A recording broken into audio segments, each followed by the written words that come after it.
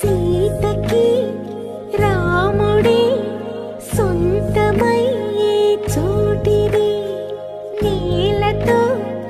ఆకాశం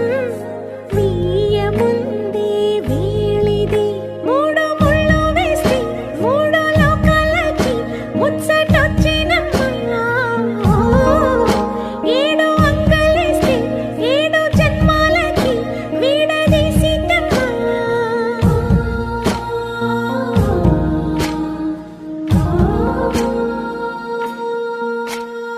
సీతమ్మ వాకిట్లో సిరిమల్లె